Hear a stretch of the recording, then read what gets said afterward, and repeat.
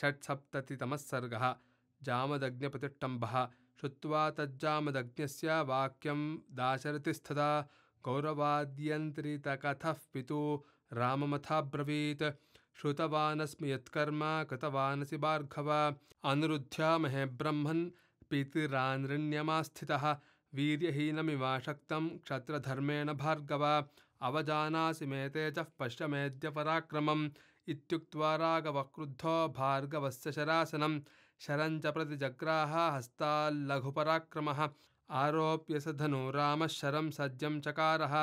जामदग्न्यं ततो रामः क्रुद्धोऽब्रवीद्वचः ब्राह्मणोऽसीति मे पूज्यो विश्वामित्रकृतेन च तस्माच्छक्तो न ते राममोक्तुं प्राणहरं शरम् इमां पादगतिं राम तपोबलसमार्जितान् लोकानप्रतिमान् वाते हनिष्यामि यदिच्छसि न ह्यहं वैष्णवो दिव्यं शरः परपुरञ्जयः मोघः पतति वीर्येण बलदर्पविनाशनः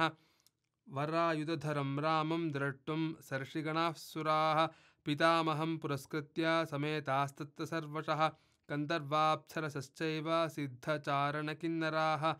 यक्षराक्षसनागाश्च तद्द्रष्टुं महदद्भुतं जडीकृते तदा लोके रामे वरधनुर्धरे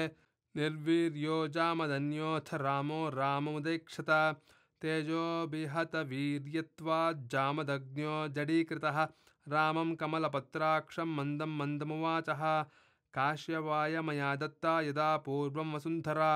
विषये मे न वस्तव्यम् इति मां काश्यपोऽब्रवीत् सोऽहं गुरुवचः कुर्वन् पृथिव्यान्नवसे निशां तदा प्रतिज्ञा काकुत्स्थकृता भूः काश्यपस्य हि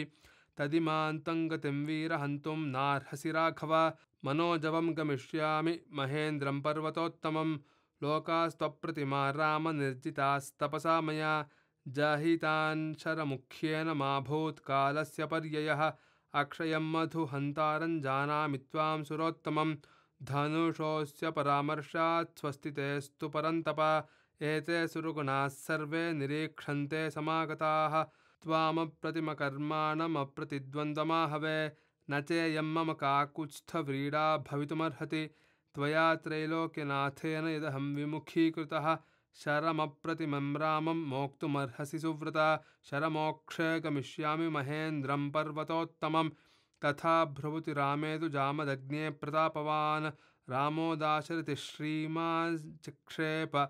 शरमुत्तमं सहतान् दृश्य रामेण स्वान् लोकांस्तपसार्जितान् जामदग्न्यो जगामाशु महेन्द्रं पर्वतोत्तमं ततो वितिमिराः सर्वा दिशश्चोपदिशस्तथा सुराः सर्षिगणा रामं प्रशशं सुदुरायुधं रामं दाशरथिं रामो जामदग्न्यः प्रशस्य च ततः प्रदक्षिणं कृत्वा जगामात्मगतिं प्रभुः इत्यार्षे श्रीमद् रामायणे वाल्मीकि आदिकाव्ये चतुर्विंशतिसहस्रिकायां संहितायां